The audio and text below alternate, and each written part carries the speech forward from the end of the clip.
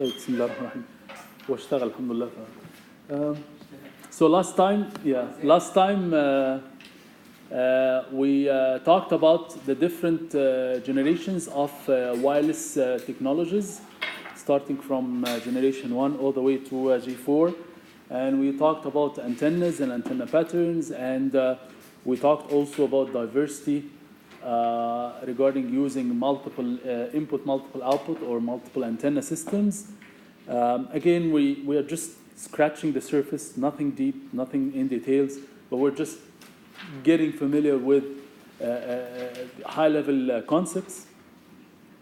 Today, inshallah, we'll continue the discussion in the physical layer, and we'll talk about the signal propagation ranges.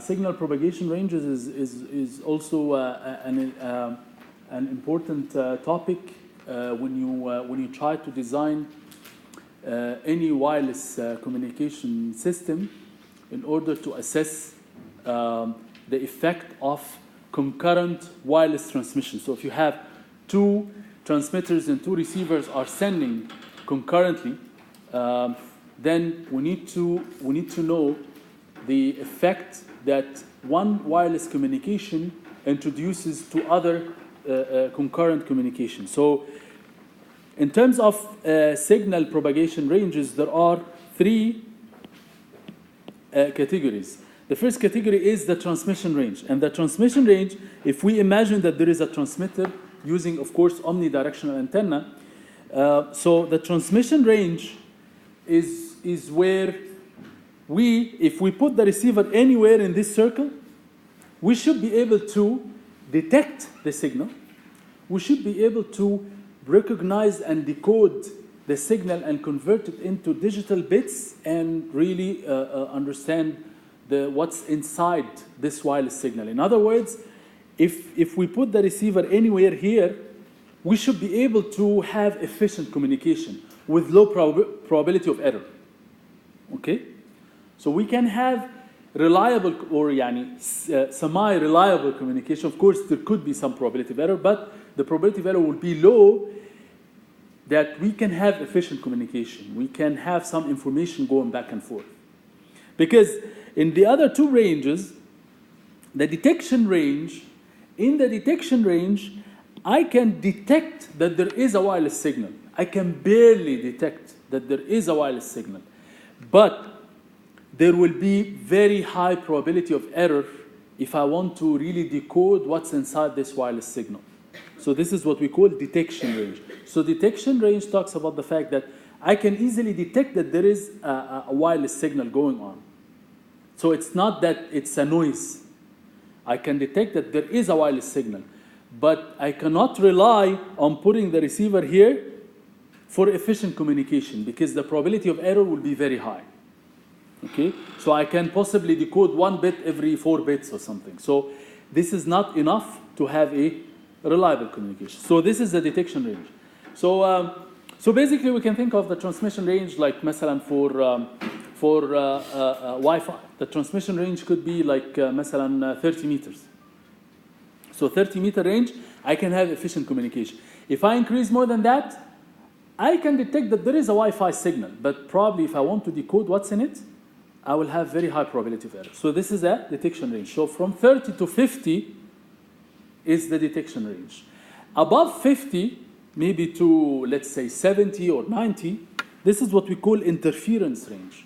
So you cannot even detect that there is a wireless signal going on. It will be, the energy of this wireless signal will be below the noise level. So it's just a noise. It still acts as an interference to other types of communication that is going on. Okay? So it acts as a noise. بنسميه اللي هو الكروس توك noise. So even if you have large range, so one communication that is going on will affect the other communication that is going on as an interference, if the range is long enough. So there is 3 types of ranges. The transmission range, which is reliable, efficient communication. Detection range, I can detect, but I cannot communicate efficiently. Or interference, I cannot detect the wireless signal. And of course, by default, I cannot have any type of communication. But still, in the interference range, if I have a communication going on between two components, two nodes, so they pass through the interference range. So the signal here will be kind of affected by the interference that is coming from this source. And of course, the interference will have an effect at the receiver side, because the receiver is where I receive this signal. So this receiver in that case will be somewhere here. So if the receiver is somewhere here, this receiver will be affected by the signal going from this sender, and it will interfere with the communication going to this receiver. فهمنا الفرق؟ يعني واضح الفرق؟ واضح؟ تمام. Maybe I'm just repeating myself too much to make sure the concept is going across. طيب. Another very important topic is signal propagation. And this topic is very much related to the frequency ranges and the properties of the wireless signal that we discussed last time. We said that when the signal is in the low frequency domain, there is some characteristics associated to the fact that if it's in the very low frequency, then the wavelength is very high. If the wavelength is very high, then the signal penetrates any kind of medium, okay? And we can use that for long-range communication. We talked about submarine communication, so on and so forth. Versus the higher the frequency, the more we start to face some fading. And fading itself is some kind of a decay of the wireless signal, which is represented by multiple phenomena, which is what we will talk about now. So the higher the frequency, the more we can find some of these phenomena. Why the high frequency face these problems? Why the high frequency? Well, this is a physical property of the wireless signal. If we're talking about low frequency, then the wavelength is very big, it's very long. If the wavelength is very long, the physical property of the wireless signal allows it to penetrate through any surface, any medium. Okay, it penetrates easily through the medium. But what is the disadvantage that we talked about last time? حد فاكر؟ برافو عليك. The antenna, as we said, the antenna is proportional to lambda over 2. So if lambda is in the kilometer range, then the antenna is going to be in the scale of a building, right? And that's not feasible. That's why it's used for submarine communication. It can be used because the antenna can be very big, right? So I can use low frequency to benefit from the fact that it penetrates through any surface. And water is one of the tricky medium, right? That the wireless signal can penetrate through it. But in big objects, I can afford to have big antenna to facilitate the efficient communication. But of course, I cannot do that for mobile devices like this. So that's why mobile devices like this, we have to use high frequency. So starting from gigs of hertz, like 2 or 3 gigs of frequency, we can afford to have the size of antenna very small and still have some reliable communication in that case. So the first phenomenon that we talk about here is shadowing or blocking. So shadowing here talks about the fact that when the wireless signal tries to penetrate through a medium, it does not actually penetrate through it, but it gets absorbed. It gets absorbed completely. So we can use that to block the communication that is going from a transmitter and a receiver. But here, that happens more when we use high frequency and when this object is big enough. It is much more than, or it's proportional to the wavelength of the signal, which means that, again, the signal is in the high frequency range.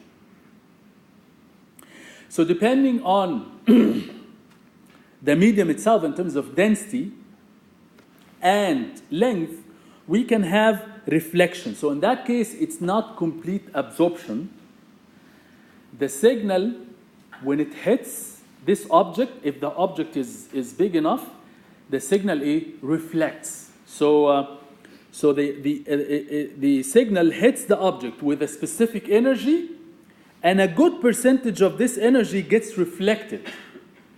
And this is, in fact, the phenomena by which that we can have wireless communication even if we don't have direct line of sight. Why? Because the signal spreads through all directions, and because of the objects that are around, the signal actually reflects. And when it reflects, it can still go to the sender even if there is some object blocking it. Okay?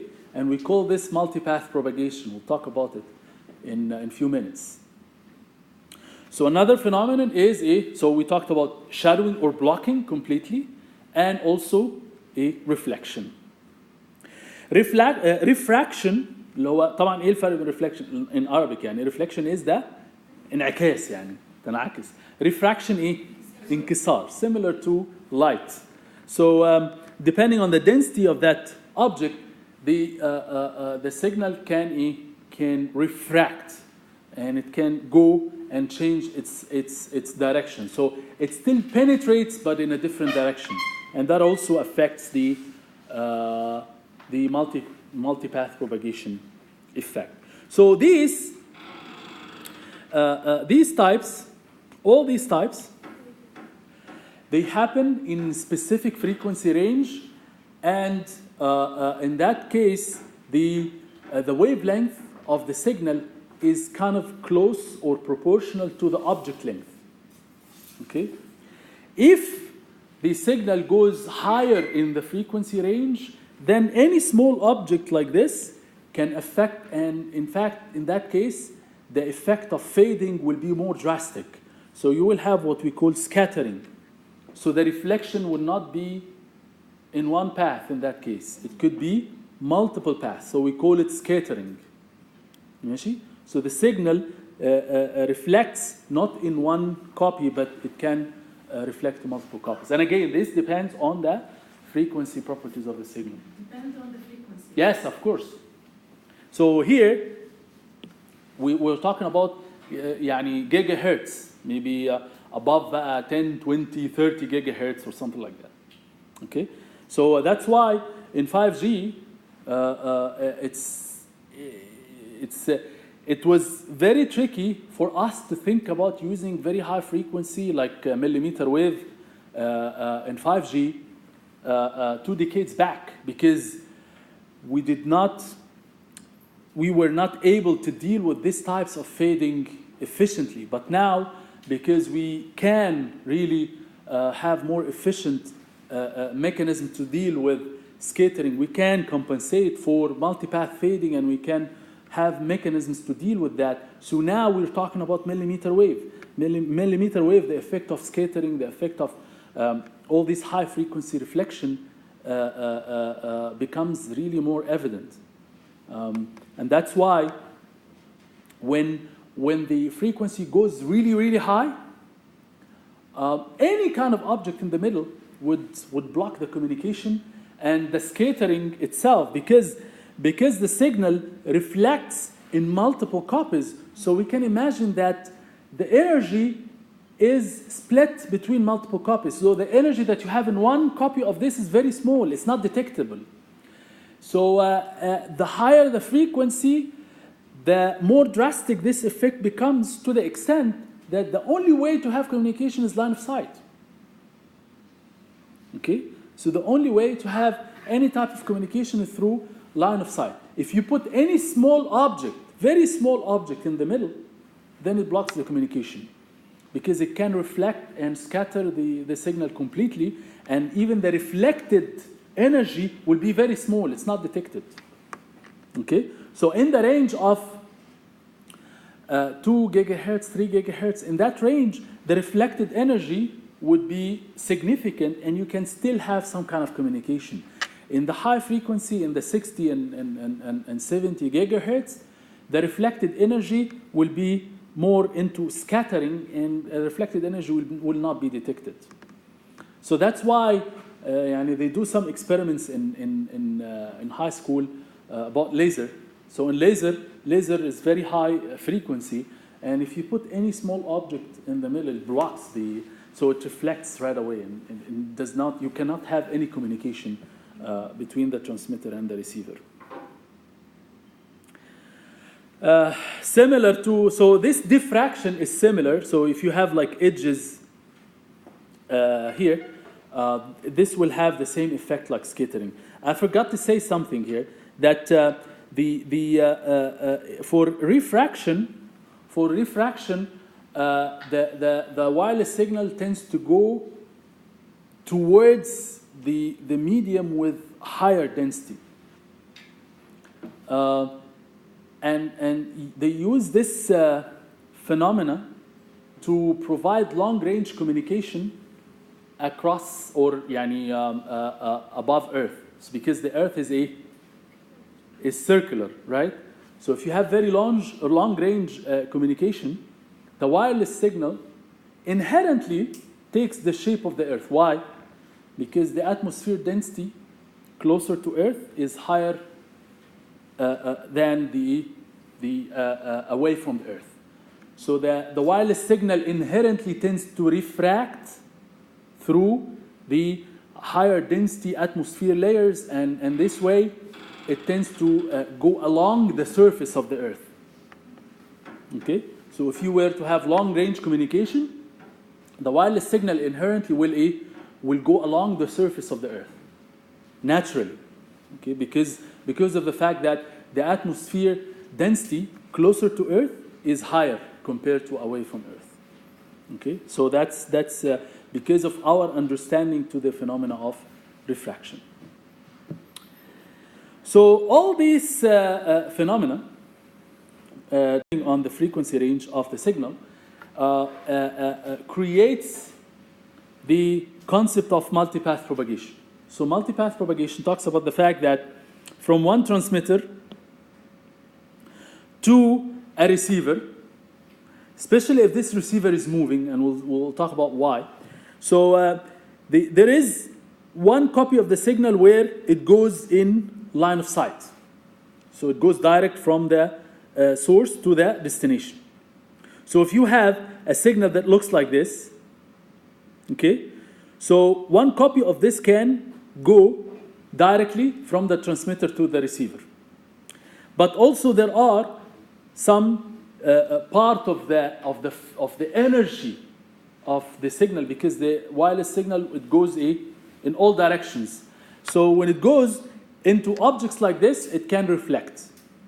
So you end up with multiple copies. So here in this example, so we have a reflection from here, we have a reflection from this object, and we have the line of sight. So you end up with different copies like this. You end up with, if you have two signals that you want to send, you end up with each signal will become 3 copies. And the shape changes because of the distortion that happens to the signal, right? So you have the concept of multipath propagation. So the received signal will essentially be multiple copies. So the receiver needs to compensate for that. Okay? So the trick here is that because of these multiple copies, some of these copies can be delayed. Okay? When it's delayed, you have the concept of, you call it inter-symbol interference. So inter-symbol interference happens when some path, some of the reflected path will have an energy that overlaps with a copy of the wireless signal of another signal. Okay? So you end up with some overlapping parts. We call this inter-symbol interference. So in that case, the receiver at the other end needs to compensate for all of this. Okay, so there are some mechanisms where the receiver can use to get rid of this effect.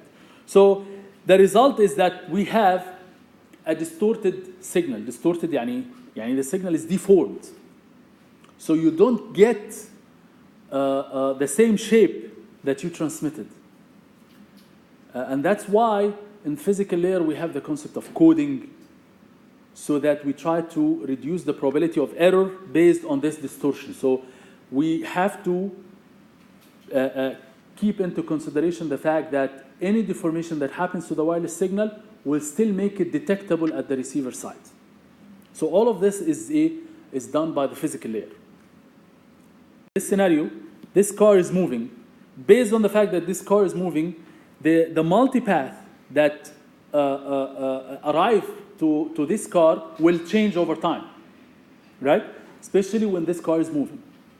So at some point, the intersymbol interference will cause a drastic effect that the channel itself will cause deep fading, okay, in the received signal. And there are some positions at certain point in time where the intersymbol interference will not have a drastic effect. So what we're trying to say is that the effect of multipath propagation is dynamic over time. So if you have a moving car, so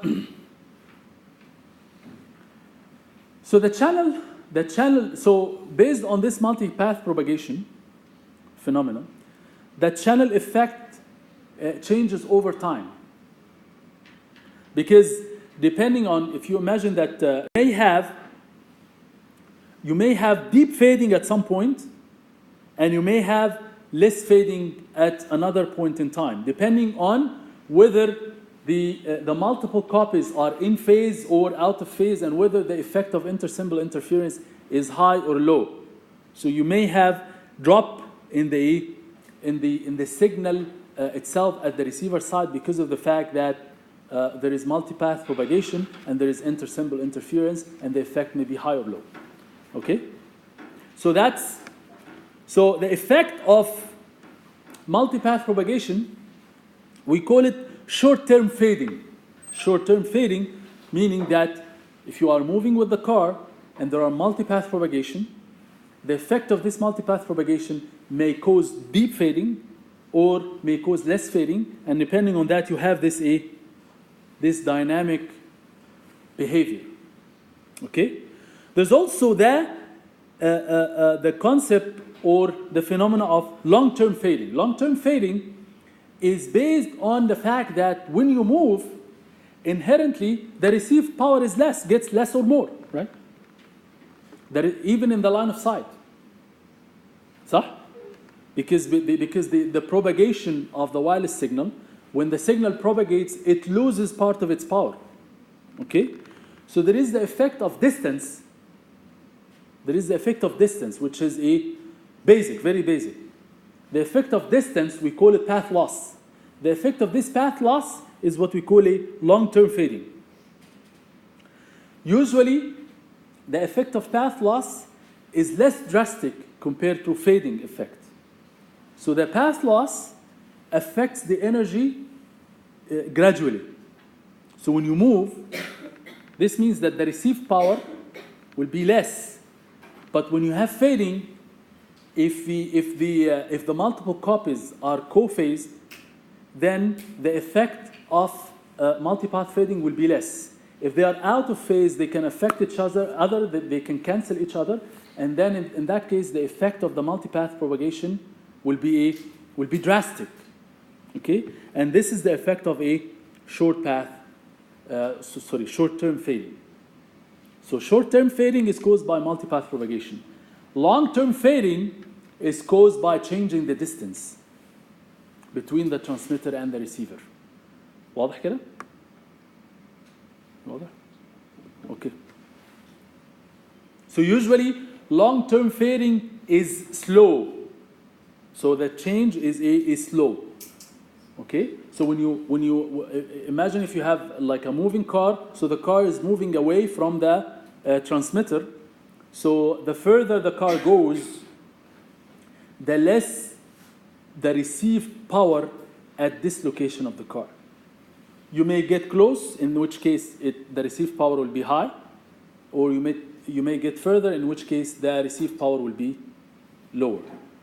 Why? Because the wireless signal itself loses its energy as it travels through the air. واضح? But the effect of fading, you cannot expect it, because it's based on reflected signal from objects that you, depending on their location, you may have a reflection that all of them will be in phase, so the effect of multipath propagation will not be that bad. If they are out of phase, then they will cancel each other and the effect will be drastic, in which case you have these pumps in the signal. واضح? So this is the concept of multipath propagation, and again, it's based on the inherent properties of the wireless signal, and particularly the frequency properties of the wireless signal. Also, because of these same properties, some frequency ranges of the wireless signal gets affected by the interference more than other ranges of frequency. So the signal itself has large range of frequency, which is what we call the bandwidth. Okay, the bandwidth of the signal. So some parts of this bandwidth may have interference effect more than the other. So the interference itself tends to be frequency selective and tends to be different for each frequency range. Okay, so this is also one of the interesting properties that will affect the concept of multiplexing, and we'll talk about how. Multiplexing is actually another important topic that talks about the fact that this air is shared between all of us. So we need to have some mechanism to divide this medium between us, which is the concept of medium access control, right? So multiplexing talks about the fact that you want to multiplex the signal from multiple sources. So in which case, the medium needs to be divided, needs to be allocated between the different transmitters.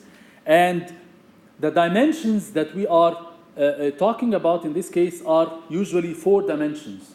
Either we divide the signal in space, or we divide the signal in time, or we divide it in frequency or code. We talk about code division multiplexing as well. So the space, we talk about the fact that if we want to have multiple users sending at the same time, at the same frequency, but we want to reduce the effect between those two transmissions, then we can use the space by separating them in such a way that the wireless signal from one will not affect the other. In which case we can separate these two transmissions by more than the detection range or the interference range, so that the effect from one over the other will be very small or none. Okay? Time talks about the fact that if the medium is shared, stop one and let one of them access the medium at one point on time, and all the others will be waiting. When you finish, you give turn to everyone. So everyone will have access to the entire medium, but at a short amount of time. Frequency talks about we send at the same time, but on 2 different frequency ranges. On 2 different frequency ranges, so we're not affecting each other. Why? Because we know that the interference is frequency selective. So if we send a wireless signal or 2 wireless signals on 2 different frequencies, they will not affect each other. So we know that. Or code. Code is another dimension, another very interesting dimension that we will talk about. So our goal is to try to facilitate this shared access to the medium in such a way that on one hand makes everyone satisfied, or everyone will send as much data as possible, and at the same time make sure that the medium is highly utilized. So it doesn't make any sense that I allocate the entire medium to someone who does not have data to send, who does not have any signal to send, right? So it doesn't make any sense, right? So I want to make sure when I allocate the medium for someone that this someone has something to send, right? So this is very important. The other important concept here is the concept of guard bands. So when we talk about space, when we talk about frequency, when we talk about time, okay, we need to allocate the shared medium. So we need to make sure that the concurrent communication is far enough, and far enough معناها we need to make up for some guard band. Guard band يعني factor of safety that allows us to reduce or to eliminate the effect of multiple transmissions happening at the same time. So the first dimension we talk about is frequency. So frequency multiplexing, or what we call frequency division multiplexing, FDM. So FDM is the simplest concept, in which case, when we talk about frequency, time, and code, code is the third dimension that we will talk about, and we need to understand what this code means. So first, we divide the channel as multiple frequency ranges, and then we allow each user to send on one frequency only. Okay? So user 1 will send at channel 1. So this means that channel 1 is allocated for user 1. Channel 2 is allocated for user 2, and so on. So if we have 4 channels, how many users we can serve at the same time? 4. Not more than 4. Right? So what's good about this? What's good about this is that it's simple. I allocate the frequency range to the different users, and I don't need to do anything else. I don't need to coordinate between them. Each one knows exactly which frequency range is assigned to him. That's it. It's very simple. And as long as I have guard band, in terms of frequency, between the users, they can have concurrent communication without affecting each other. It's very good. But the problem here is, if some of these users do not have anything to send, the utilization of the system is really low, right? Because I allocated a channel for a user who does not have anything to send. Okay? So this is good in terms of no coordination needed, and it's very simple to do. Okay? And each user would send on one frequency, but the problem is utilization. Channel utilization is very low, because this user may not have any data to send, and this user may have huge amount of data that this channel is not enough for him. So in which case, I did not allocate the channel resources efficiently. Okay? So this scheme tends to be inflexible in the sense that I cannot just say change the frequencies between users. This is fixed, it's rigid. Once it's assigned, it's rigid and it cannot be changed. The other technique is time multiplexing. For time multiplexing, again, I can allocate, this time not the frequency, but the time. I can allocate the time domain. At one specific time period, the entire frequency spectrum is allocated for this user. So the user can send huge amount of data in a short time, right? Because in one time slot, I have the entire frequency range allocated for me. So if you have huge bandwidth, this means that you can send huge amount of information in one shot. But you can do that for a short amount of time. And then you have to stop and give turns to others. So here, again, I don't have to coordinate anything. If the timestamps are fixed, I set it once and for all. I don't have to worry about anything else.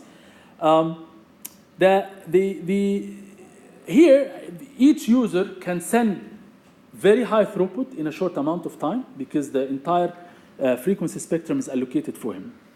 The problem with this is that, of course, I have to have guard bands, but the guard band here is time, not frequency. Here, the guard band is, so I have to have delta time between the time slots. Okay? Type. This is okay, but the problem here is that we're talking about different users sending at different time slots. Whenever you talk about different users, each user is calculating a certain time, the problem of a different clock cycle kicks in. Why? Because each user has a clock with a specific frequency, right? Based on this clock, it calculates that this timestamp is the beginning of my time slot, so I can send. But the problem here is that the clocks are different. Each user has a different clock. No matter how much accuracy you have, you will end up with some clock drift between the different users. Right? So you will have some missynchronization between the users all the time. You will have this phenomenon. Of course, there are some ways to mitigate that. But the problem of lack of synchronization, whenever you talk about different users, each one has an independent clock. Even if you try to sync between the clocks, you cannot do that 100%. So you will always need to resync between the different users. So whenever you have this time division multiplexing, the problem of precise synchronization kicks in, right? Because I'm not sure if this is visually clear, but if you have user one will have a clock like this.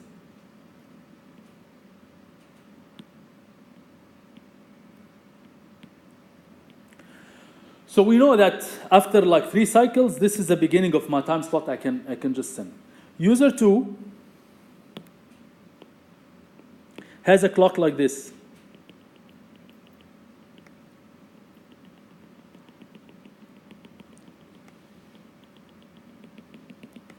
Okay, so there is always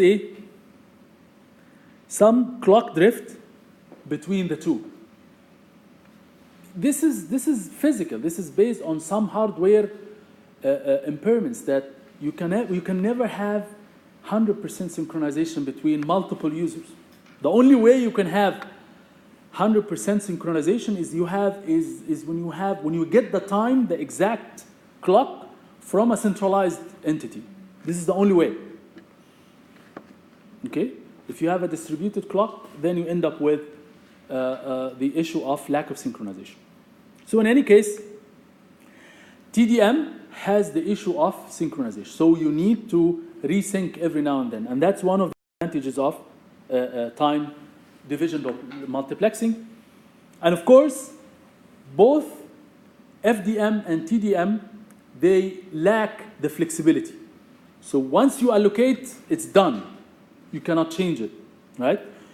So that's why in GSM, for example, which is the simplest, we'll talk about G2, second generation. So second generation started with a mix between the two. Not only that, so we divide the channel in frequency and in time. So you have a block of frequency and time. So you can have a specific frequency range at certain time, okay? And then it also allocates these blocks dynamically. So a user 1 has this block and let's say this block and this block. Okay? So at different time, you may have different blocks, and each block is defined by a frequency and time. Okay? So first of all, allocating the channel in frequency and time and providing this dynamic allocation provides the flexibility that's actually lacked in the two types that we talked about before: frequency division multiplexing and time division multiplexing. Here, the issue of synchronization is still there. The issue of synchronization is still there. Another problem that we didn't talk about in FDM, by the way, which is the frequency selectivity of the interference. So if we have, this is another disadvantage in FDM. If we have a user who is assigned to channel 1 all the time, and a user who is assigned to channel 3 all the time, As we said before, interference tends to be frequency selective. So maybe the interference on channel 1 is high, and the interference on channel 3 is low. So for me, this is not fair.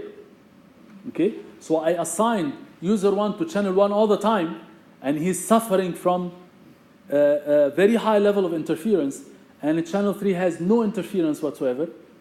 So this means that user 2 has more privilege over user 1 because the interference is frequency selective. So when I do the channel allocation dynamically, I will keep that into consideration. I can keep that into consideration. So if I know that a specific channel has deep fading or has high level of interference, I can rotate the assignment of this channel between the different users to make sure that there is some kind of fairness. مفهوم? So I can change the allocation at different times to make sure that each user will have some bad time and gets allocated some frequency with high level of interference. So by having this dynamic allocation, I can also make sure that I'm being more fair to the different users. Okay? Type. But of course, the disadvantage here is that I need very precise coordination because the user will not know on which frequency and which time he can send until he needs to get the instruction from a specific coordinator. Like for example, in Wi-Fi, our coordinator is typically access points. So the access point will send all the users the schedule of the blocks, the schedule of these blocks. So in one, they call it the beacon. I can send one beacon and inform all the users. User 1 will get assigned this timestamp at this frequency. The user 2 will get assigned this timestamp at this frequency, and so on. Okay? And then after a few seconds, I may change that. I can change that. So I can have some dynamic allocation. So I can send different beacons at different times, which is what we call super frame. So every few seconds, I send the beginning of a super frame, and I send one beacon at the beginning to inform all the users, you get assigned this frequency at this time slot, you get assigned this frequency at this time slot, and so on. So I give every user his or her assignment, and after a few seconds, I can change that. So we need coordination. Once you need coordination, so you need a coordinator. And a coordinator is typically a centralized entity. So you need to have some level of centralization. That's why there is a fight between centralization and decentralization. Because whenever we have the need for coordination, we need a coordinator. Once we need a coordinator, we need something centralized. If you don't want to have ultimate centralization, then you can have clusters. So you can have different clusters, and each cluster will have one coordinator between them. So it's not complete centralization. It's somewhat decentralized, but it's not completely distributed. ماشي? So there is a slight difference between decentralized and distributed. Okay? Decentralized meaning this is a soft word that people sometimes use to get around the fact that it's not centralized. So decentralized means that it's not centralized. But that doesn't mean that it's completely distributed. مفهوم? So whenever we need some level of coordination, we need some level of centralization. Okay? Either in a clustered fashion or in a totally centralized way. مفهوم? طيب. Before we get to code division multiplexing, so now we know that we can allocate frequency and time in a dynamic way, right? So we know the communication systems, they have certain frequency ranges allocated to different types of services. Like, for example, TV broadcast. They have certain frequency range, I think in the range of maybe, I don't know, like 7 megahertz to 9 megahertz, something like that. Okay? Another type of communication like Wi-Fi, 2.4, we know, and there is 5 gigahertz. There is optical wireless in the range of maybe 100 terahertz or something like that. So we know that there are certain frequency ranges for different services. The FCC, or the organization which is responsible for spectrum regulation worldwide, a few years back, I think it was about 2 decades back, they did some experiments on the spectrum utilization. يعني we're saying that TV broadcast is in the range of 7 to 900 megahertz. So they did some experiments to see how much this spectrum is utilized by an actual TV broadcast. They did that for all the spectrum ranges in terms of frequency. Okay? And the motivation behind this experiment was the fact that, well, we have a shortage of spectrum. We are, there is a phenomena of spectrum hunger. There's no spectrum available. Okay? So multiple users are trying to access small frequency range, and they are trying to have some contention between them. When they did this experiment, the result was actually shocking. That they have found that the spectrum itself is the spectrum map, okay, is full of gaps that are rarely used, okay, in the frequency and time. So, for example, TV broadcast, maybe in a short amount of time, they occupy this frequency range from 700 megahertz to 900 megahertz. But in certain time instances, there is no utilization whatsoever. The spectrum is not utilized. And they did that in every country. And in every country, there is very high number of spectrum gaps. Spectrum gaps. So at different times, there is some spectrum gaps that are not utilized. So they did like a requirements documents to motivate the cognitive radio. A cognitive radio it was a new concept a few years back. It was actually, we worked on that for a few years. Cognitive radio talks about the fact that the wireless devices will need to be smart. All the wireless devices, they need to in somehow detect the free spectrum gaps, okay?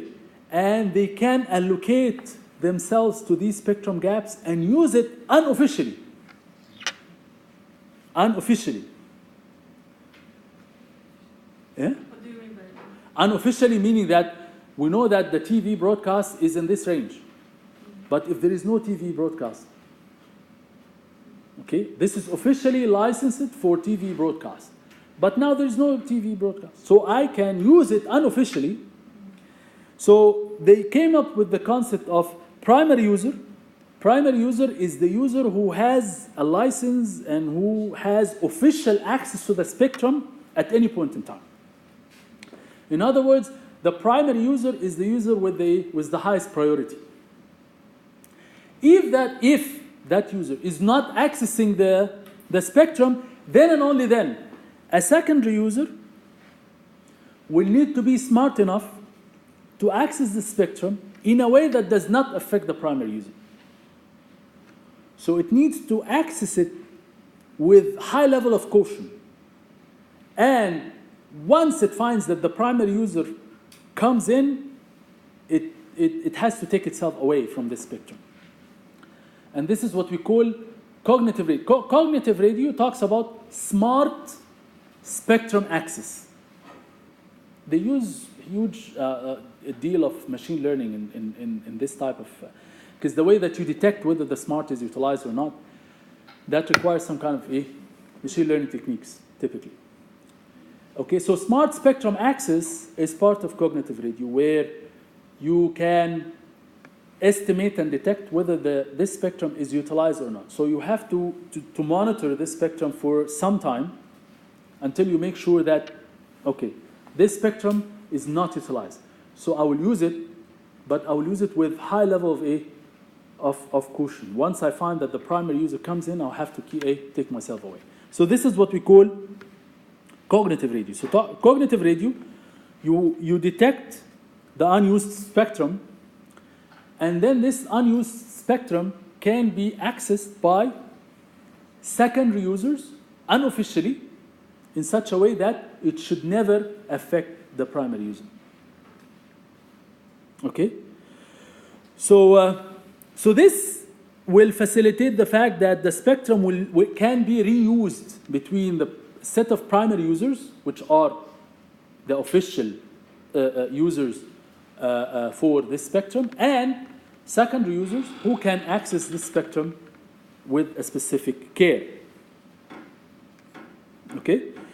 So the way that we can make this happen, because of the fact that the access of the spectrum needs to be smart, okay? There is always a conflict between smart and hardware. Yeah, we cannot have something smart because hardware talks about a rigid kind of implementation. Once you do it in hardware, it's very hard to change. But as we can imagine from this scenario, smart spectrum access talks about dynamic way of accessing the spectrum.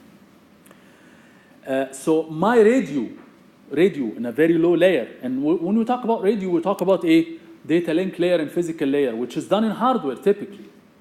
So we cannot afford smart spectrum access using hardware, using something that's rigid. Because you need to change the frequency range of the transmission every now and then. It's not something rigid.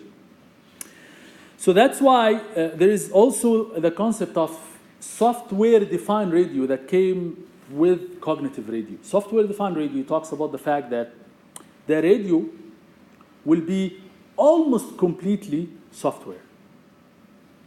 The radio itself will be almost completely software. Why do we need to do the radio in hardware in the first place? Why did we need to do that? Because of the speed. Hardware gives you speed, very high speed, right? So that's why we have data link and physical layer in hardware. Why? Because it's fast, and it needs to be fast. So once we talk about software-defined radio, this is one thing that we will lose, speed. But hopefully with the proliferation and the advancement of really sophisticated hardware, having software radio hopefully will be at least fast enough. So that's why now with hardware we can reach 100 gigabits per second, 10 gigabits per second in Ethernet, and so on and so forth, that we can get. If we talk about software-defined radio, if we have, like, I think the fastest I've heard about, I think less than 1 gigabits per second. You cannot get as fast as hardware. But your spectrum will be smart. So software-defined radio, it's a direction which is going, and the motivation is that, well, now software is slow, right? But it will get faster in the future. So in the future, this will become, software-defined radio will become more and more viable. But software gives us this smart. So we can have the radio dynamic. The vision of software-defined radio, when they first explained that, was the fact that, well, now if Ooredoo switch their hardware from 3G to 4G, our phones do not have 4G, right? Our phones at the beginning did not have any 4G support. So what do we need to do? We have to change our phones completely, right? But with this concept, the radio layer itself is software. So Ooredoo can send us an update, like a patch, to our phones. And now our phones will be 4G enabled. We don't have to change our phones, right? So this is the vision of software-defined radio. But of course, it's not feasible yet. Maybe it will be feasible in a few years. Because until now, the techniques that we need to have is sophisticated enough that with software it becomes really slow compared to the hardware speed.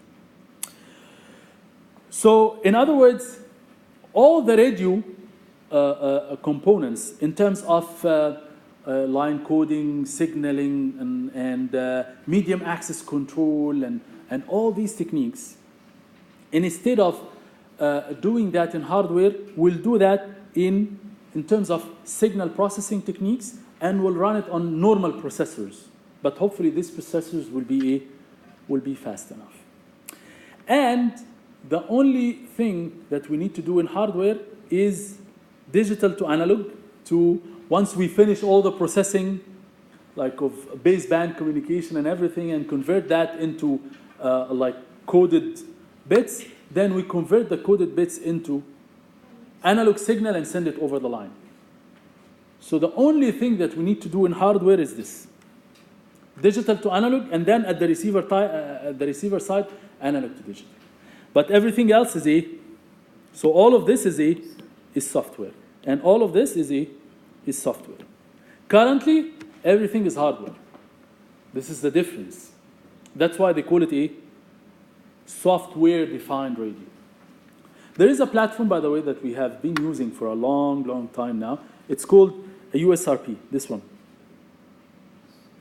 There is a hardware platform called USRP, or Universal Software Radio Peripheral, USRP. We have a lot of it here in our department and in electrical engineering.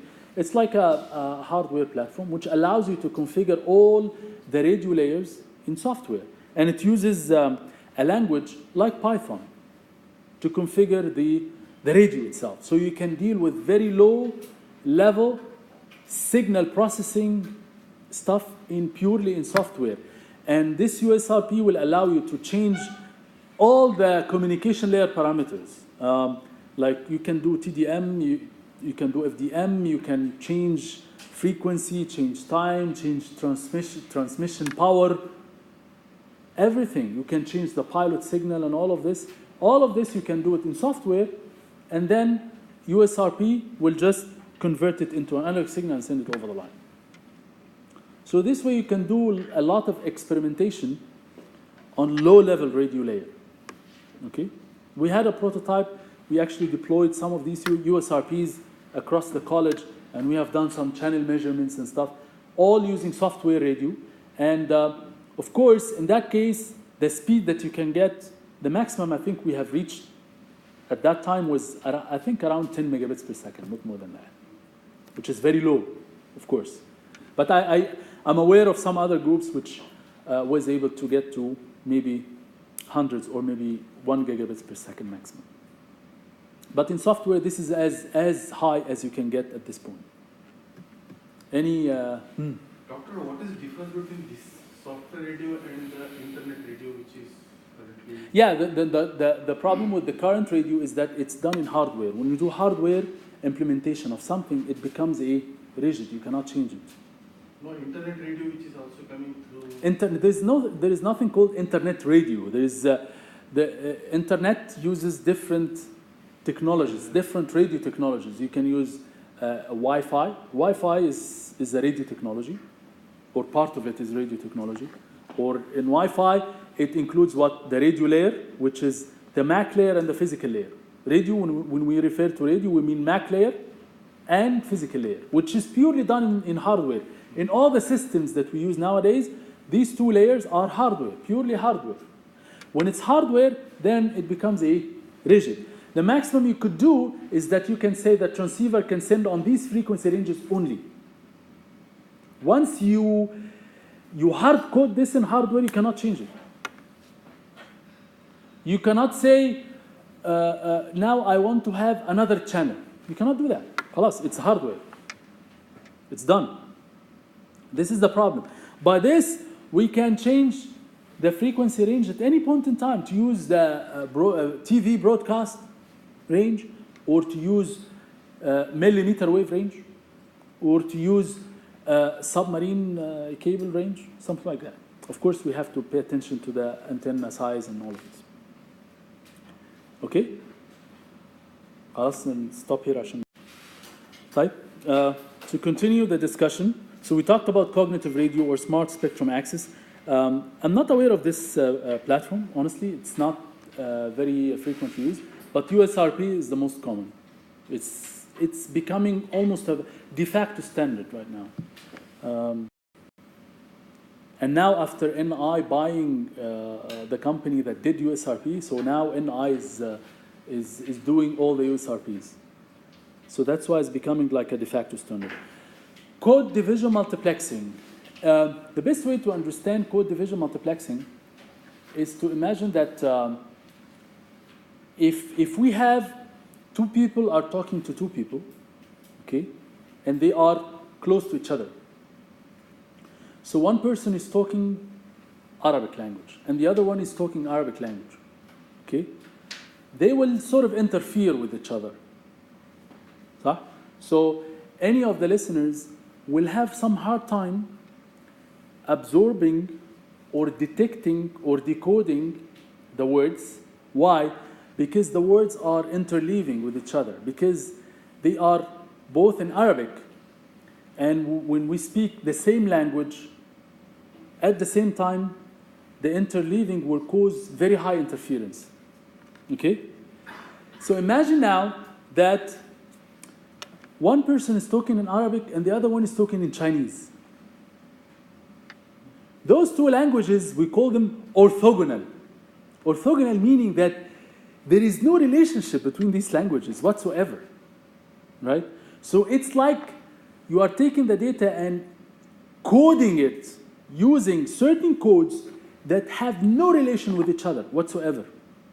So if we imagine that we are in a group and two people are talking in Arabic and another two people are talking in Chinese, assuming that the receiver understands Chinese and one receiver understands Arabic, you can imagine that they can decode, right? Because the Chinese and Arabic, they have no relationship whatsoever. So these two languages are very far apart. Okay? So this is the concept of code division multiplexing. Code division multiplexing talks about the fact that we take the data or the signal and we code this signal using some codes that are very far apart from each other. So we're making the data in Arabic or in Chinese. So we are making the relationship between these two signals very far apart. At the receiver side, the receiver inherently what it does is that it uses the same code. Of course, the receiver, each of the receivers will receive both signals. Will receive the Chinese with the Arabic together. But because the receiver understands Chinese more than Arabic, he or she will be able to extract the Chinese from the Arabic. And this is exactly the same concept. Because one receiver will have one code, he can apply this code to the composite signal and extract one signal from the other and keeps the other one away from it. Is it like encryption? It's in a way like encryption, but the difference here is that these codes are designed with specific conditions. The condition is not concealing the data at this point. The conditions here are each of the two codes will be orthogonal to each other. Orthogonal meaning that there is no relation whatsoever between these codes. So this allows me, if I code two pieces of data with two different codes, okay? If I get one code and multiply it to the composite data, I can get one data and ignore the other completely. Why? Because these codes tend to have very high correlation with each other. And they tend to have zero correlation with all the other codes. So when I code certain data with some code, and then later on multiply multiple signals mixed together with the same code, this code will allow me to sort of extract one signal out of all these signals mixed together. مفهوم؟ ولا لا؟ مش مفهوم. So I can explain this visually. All right, so I have one sender, sender 1, sender 2, sender n. Okay? Each of these senders, they have some data to send. If I have different codes such that these codes are orthogonal. What is the meaning of orthogonal? Orthogonal means that each code, when I multiply it by itself, the result will be very high. When I multiply any of these codes together, the result will be 0. Okay? So if I multiply C1 by C2, the result is a 0. C1 by C1, very high. If I have this data of dimension n and multiply C1 by C1, the result will be n or more. If I multiply C1 by C2 or C1 by C3, any two codes, the result will always be 0. Which means that those two codes are very far from each other. There is no correlation. That's how we call it. There is no correlation between these codes. So these codes are designed in such a way that there is 0 correlation between any two codes, and there is very high correlation between the code and itself. Okay? So this allows me, if I have one receiver here, and all of them are sending at the same time, at the same frequency. Okay? What I will get here at the receiver essentially is a S1 C1 plus S2 C2 plus SN CN. That's what I will get. Right? I will get all these signals mixed together. All the data will be mixed together. Okay? So this signal, this composite signal, will have a fancy shape. ماشي? It's like, as I said again, two people are talking in Arabic and two people are talking in Chinese. So each of the two receivers are receiving a Arabic plus Chinese. So it's a very funny language. But if one receiver says, I will adjust myself on the Chinese, because there is very low correlation between Chinese and Arabic, they are very far apart. So it's possible to extract Arabic from Chinese or Chinese from Arabic. Okay? Why? Because of the very low correlation between those two. So essentially, if this receiver says, I have C1, I have code C1, I want to extract S1. So it will say, okay, I have code C1, so I multiply C1 with the composite signal. What is the result?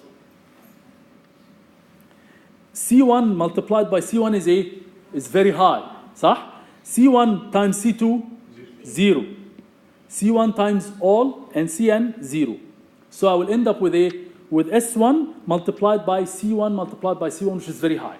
So I will get very high correlation on S1, and all the others will be nullified. So this is the concept of code division multiplexing.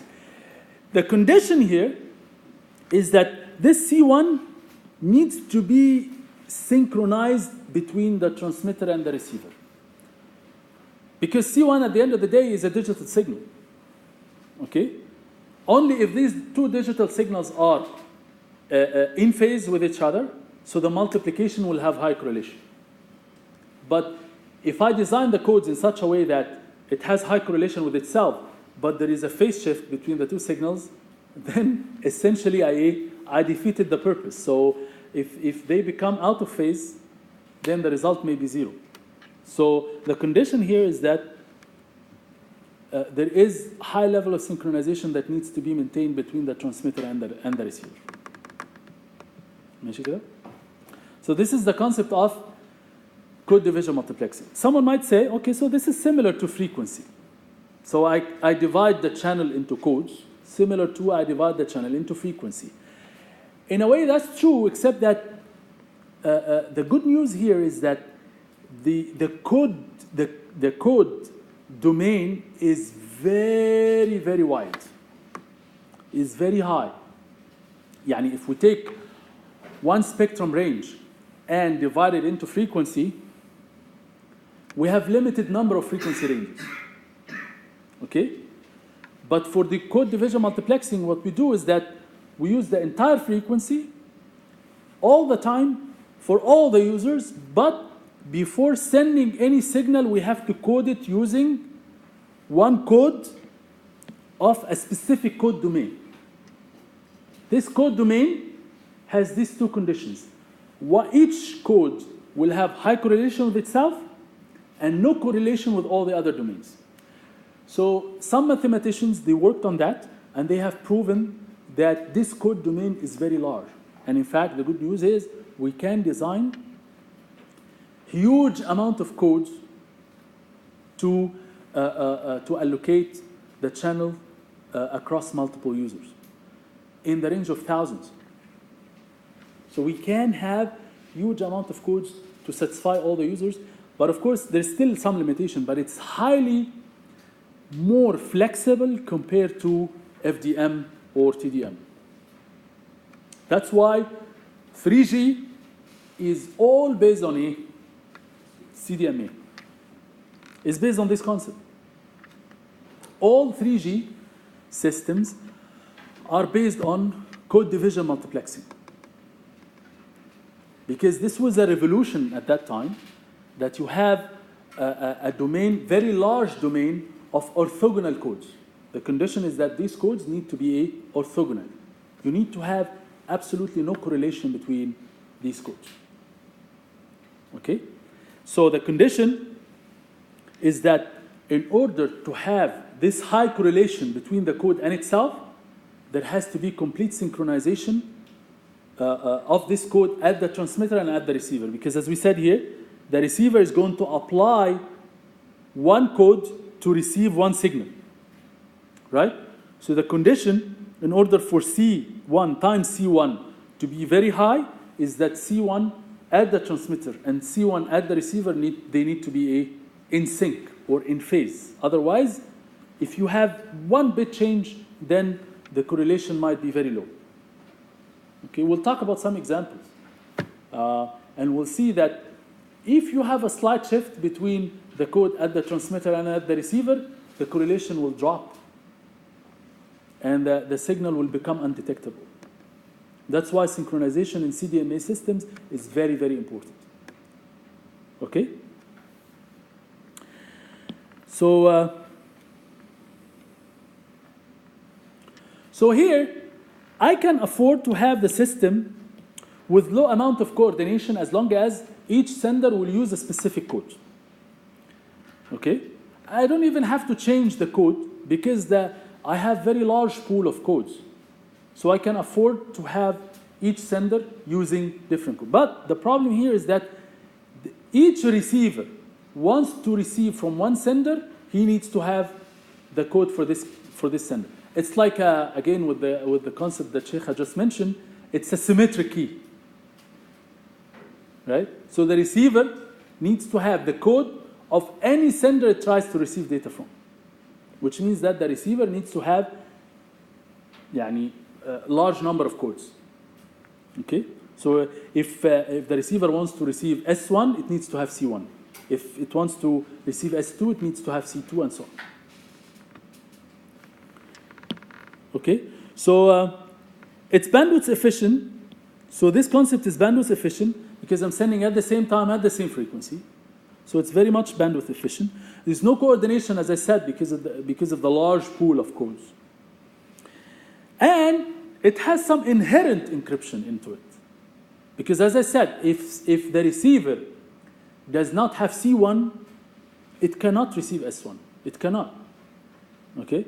So if the receiver has only S1, it can only receive if the receiver only had C1, then it can only receive S1, and it cannot receive any signal from all the other senders by default, which means that inherently the traffic from all the other senders is concealed, is hidden, without having to do encryption, is somehow hidden. But again, the code, designing the code here has a different purpose originally. Designing the code here has to do with the correlation, not confidentiality in that case, not necessarily confidentiality. But it's like a byproduct. We were able to have some protection or some security implicitly built into it. As we said, synchronization is very important because of the alignment of the code at the transmitter, at the receiver.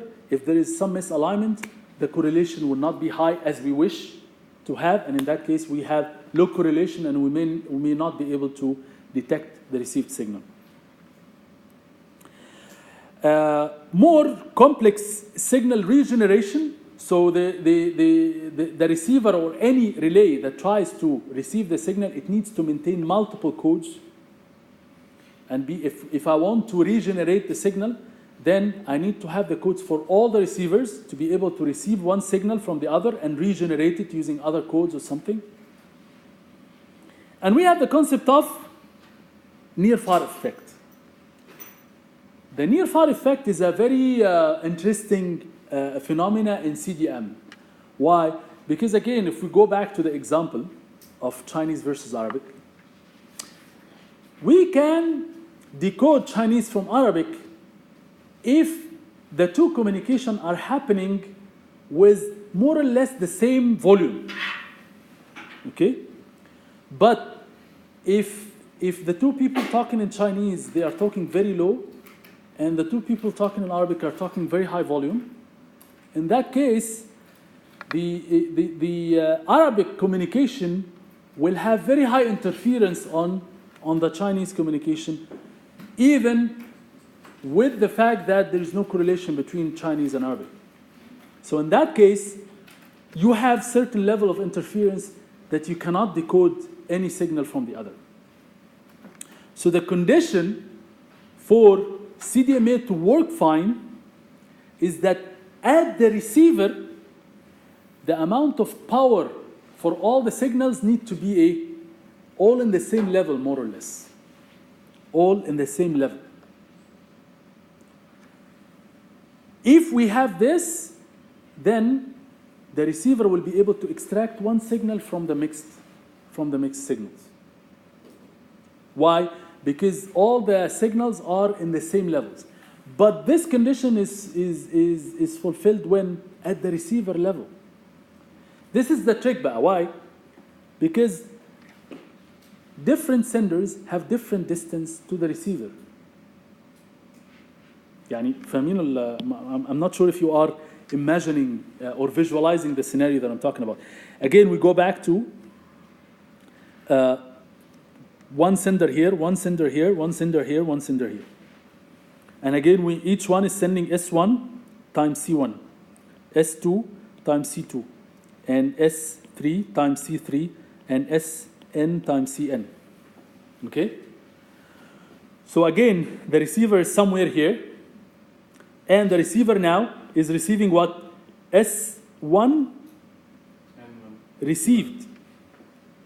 S1 received is the received power of S1 transmitted. And as we said before, the signal itself loses power as it goes through the air. Right? So this is the received signal of S1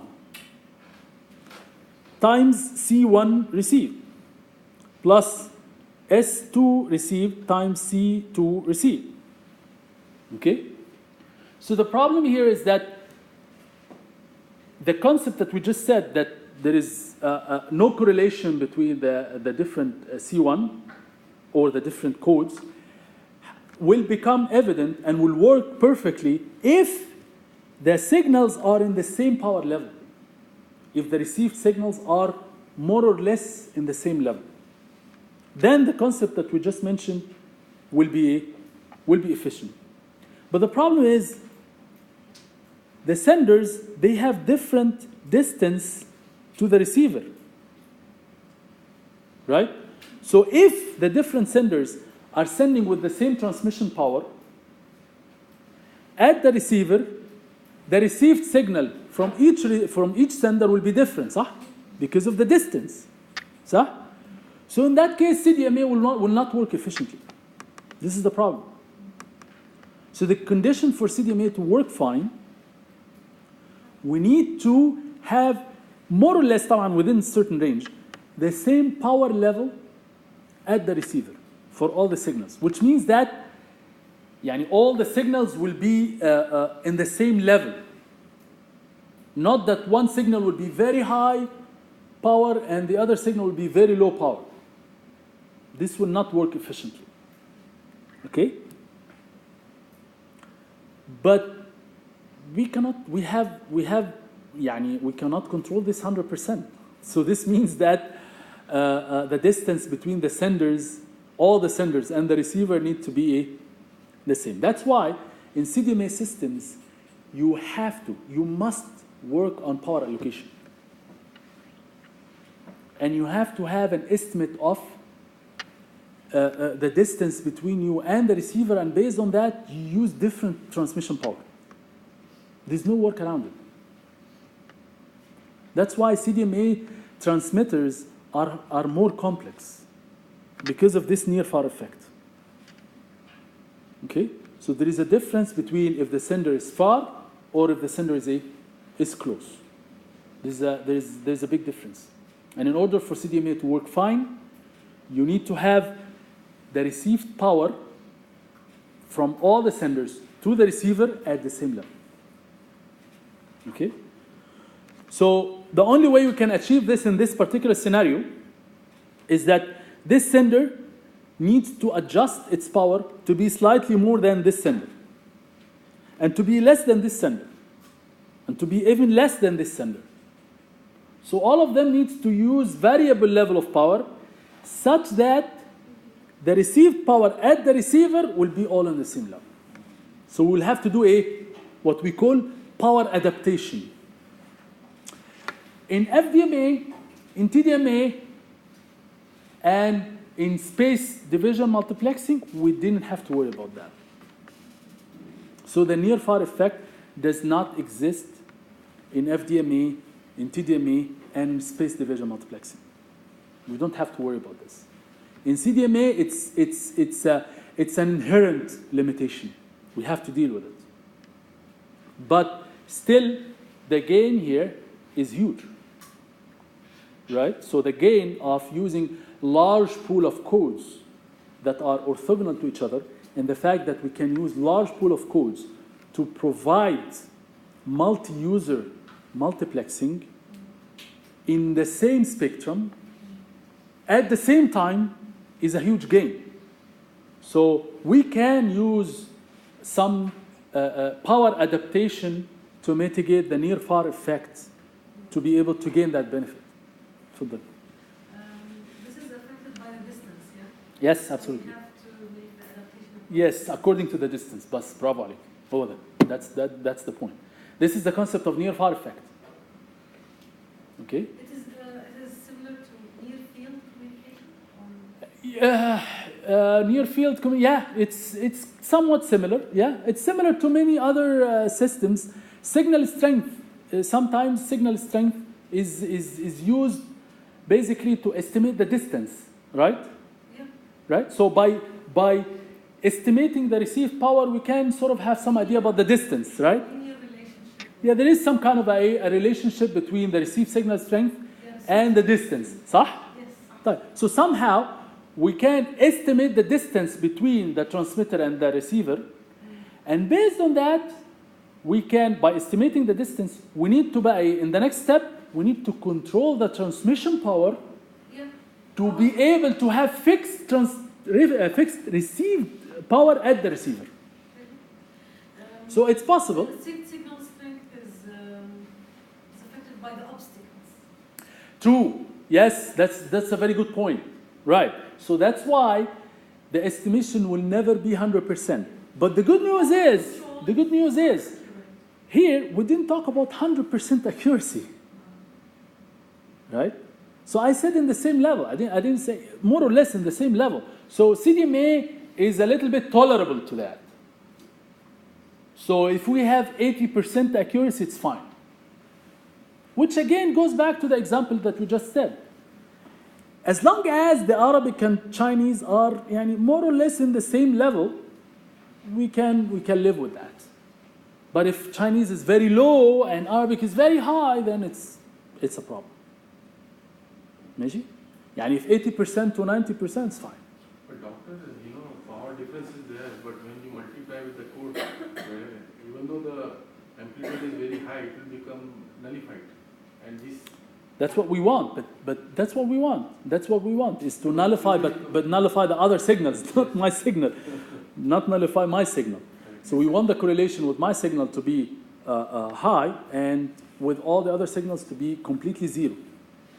Okay? We'll talk about some numerical example later on that will make this even more understandable. So how do you know the distance? How do you estimate the distance? Received signal strength is one of the. So if you know that there is a certain amount of power used to transfer a signal, and you can measure the received power, this is to you an estimation of the received signal. So you know the transmission power, okay? And you know the received power, so you can have an estimation about the distance. Why? If you were to know the characteristic of the transmission medium. So for example, you have a certain path loss exponent. Yeah, we don't want to get into numericals, but if you know the characteristics of the channel, the parameters of the channel, you have some idea about the transmitted power, you receive certain amount of power, then you can figure out the distance. Also, we can use the power control to estimate the distance by changing the power, by controlling the power of the sender or receiver, sorry, by the receiver. ما هو if we ماشي يعني control the power as long as the sender knows exactly the power used at the receiver to send any signal, and I know the power here, and I received certain power here, I know the parameter of the line, there is some equation that I can estimate the distance. Okay, there is a mathematical equation, we can estimate the distance. There is some probability of plus or minus, but we can estimate the distance. Okay, so if I can estimate the distance, then the next step is for the sender to say, okay, in order to have, I know the distance now, in order to have a specific received power, and I know the parameter of the line, right? Then I need to have this amount of transmitted power in order to have this received power at the receiver. And I do that power adaptation to avoid the near-far effect. So, in other words, there are so many mechanisms based on which you can estimate the distance between any two transmitter and receiver. By estimating this distance, you can allocate the power at the sender in such a way that will allow you to control how much the received power will be at the receiver. If you know the distance, then you can do that. واضح ولا تمام؟ So each sender will have to do that independently in such a way that we have an agreement that the received power needs to be at that level. What is that level? Who controls that? We still have a problem if the receiver is continuous moving. Bravo, yeah, that's a very good point. That's why we need to do that dynamically. We need to do that in real time. And that's what makes CDMA transceivers more complex. Not only that, how can we control the received power? We need to agree. صح? We need to agree on what the received power will be at the receiver. Okay? So we all need to do power adaptation to have fixed power at the receiver. So who will dictate that? In cellular systems, who would do that? The base station, naturally. That's why the base station needs to coordinate these types of activities. Okay, so the near-far effect is one of the interesting phenomena in CDM. طيب.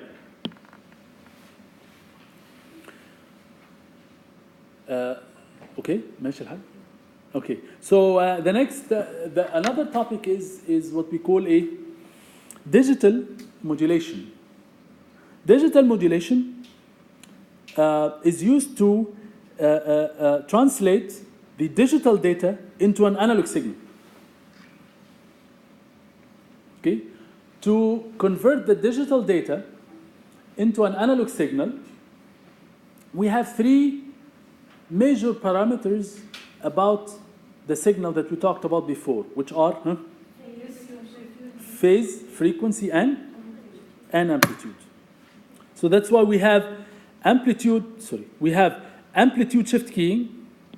We'll talk about amplitude shift keying, which uses the amplitude property of the signal. We have frequency shift keying, and we have phase shift keying. Okay? So we'll talk about that for digital modulation. The difference between digital modulation and analog modulation is used for any analog signal. Analog signal like a voice signal. Voice signal is inherently analog signal, right? What is the concept? What is the example of digital signal? Digital signal like the bits that we talk about in any computer system. In any computer system, we deal with bits. Okay? So bits, using any signaling technique, like non-return to zero, we can convert the bits into digital signal. So we know how to do that. Okay? So digital modulation talks about the fact that we convert this digital signal into an analog signal before sending it over the line. Analog modulation talks about the same concept, but in that case, we need to convert an analog signal. An example of this is the radio signal. Voice converted into analog signal is analog signal by default. So we need to send this over the line. So when we use analog modulation, what we do is that we take this analog signal, before we send it over the line, we need to shift it in the frequency domain to make the frequency of this new analog signal to be confined into one frequency range, which is the channel of the radio. Yani radio has certain frequency of channels. So when we use analog modulation, what we do is that we change the original analog signal, which could have very low frequency range. We need to change it to be in a range of frequency which is dictated by a specific channel of radio. So we have multiple channels of radio, and we take the voice, we convert it using analog modulation to shift it in the frequency domain. So analog modulation shifts the center frequency of the channel. So by default, the channel, any analog signal, like the voice, if we convert it to the frequency domain, the voice will have frequency range from 0 to F1. Voice typically F1 is around 4 kilohertz. Our voice has 4 kilohertz. Above 4 kilohertz is ultrasound. Our ears cannot hear.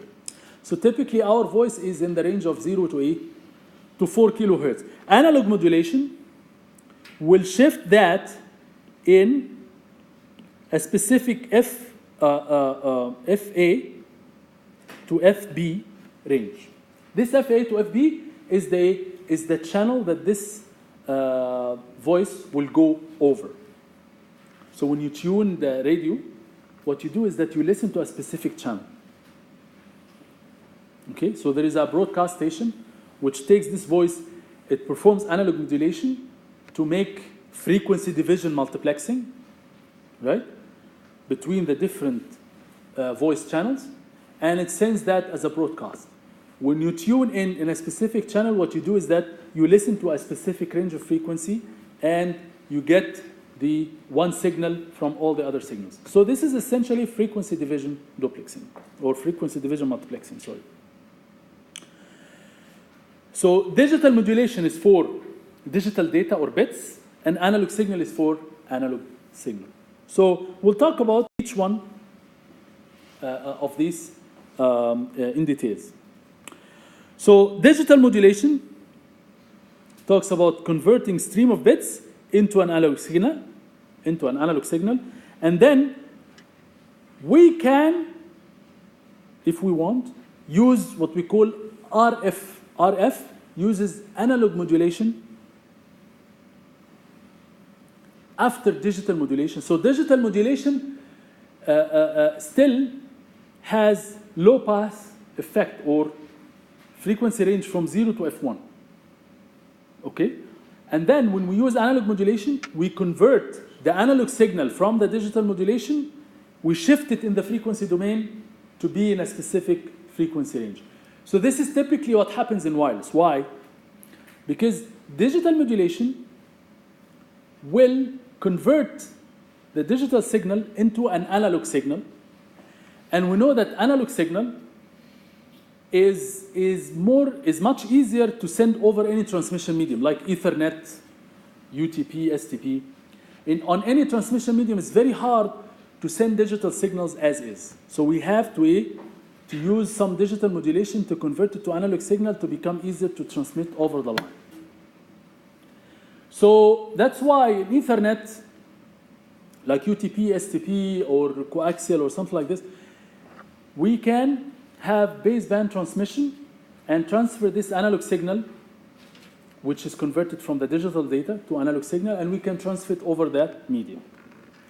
Because this medium is dedicated to this transmission, we don't have any kind of multiplexing because it connects one user to one transmitter to one receiver.